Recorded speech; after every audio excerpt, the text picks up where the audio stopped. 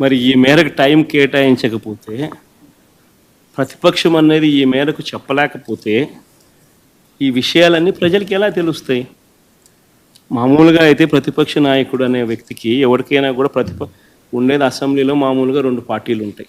ఒకటి అధికార పార్టీ, మరొకటి ప్రతిపక్ష పార్టీ. ప్రతిపక్ష పార్టీని అధికారంలో ఉన్న వాళ్ళు గుర్తించకపోతే, ప్రతిపక్ష పార్టీ ఇవన్నీ చెప్పేటివన్నీ కూడా వాళ్ళు చెప్పలేకపోతే కరెక్షన్స్ ఎక్కడి నుంచి వస్తాయి? అసెంబ్లీ ఎందుకు నడుపుతూ ఉన్నాం? ఏం సాధించడం కోసం నడుపుతూ ఉన్నాం?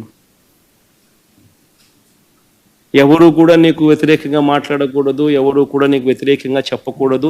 వాళ్ళకు మైక్ ఇవ్వము, మేము 5 నిమిషాలు మాత్రమే మైక్ ఇస్తాం.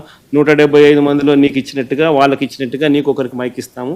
5 నిమిషాలు నీ టైం కట్ చేస్తాము, నీ మైక్ కట్ చేస్తాము అని అంటే ప్రజలకు ఇవన్నీ కూడా తెలియకూడదు అనే ఉద్దేశంతో అసెంబ్లీ నడుస్తూ ఉంది. కానీ మీ ద్వారా నేను ఏదైతే చెప్పానో ఇంతవరకు ఈ 1.5 అవర్ 2 గంటలు, నాకు తెలియదు ఎన్ని గంటలు ప్రజెంటేషన్ అయిందో, కానీ ప్రతి విషయంలోనూ కూడా ఏది కూడా ఎవరిని కూడా ఊరికే తిట్టల. ప్రతి విషయము ఫ్యాక్ట్స్ అండ్ ఫిగర్స్తో ప్రజెంటేషన్ చేసినాం.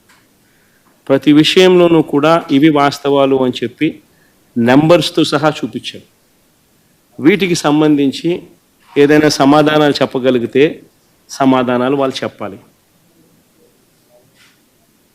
మీ ద్వారా కనీసం ప్రజలకన్నా ఈ మెసేజ్ పోయి ప్రజలందరికీ కూడా జరుగుతూ ఉన్న ఈ రాష్ట్ర పరిస్థితుల మీద ప్రజలందరికీ కూడా అవగాహన కలగాలి అని రాష్ట్ర బడ్జెట్ మీద, గవర్నర్ ప్రసంగం మీద ఒక ప్రతిపక్ష నాయకుడిగా, ఒక ప్రతిపక్ష పార్టీకి సంబంధించిన నాయకుడిగా ప్రతిపక్షం చేయాల్సిన పాత్ర అసెంబ్లీలో చేయలేని పరిస్థితుల మధ్య మీడియా ద్వారా ప్రజలకు కమ్యూనికేట్ చేసే కార్యక్రమం చేస్తూ ఉన్నాం.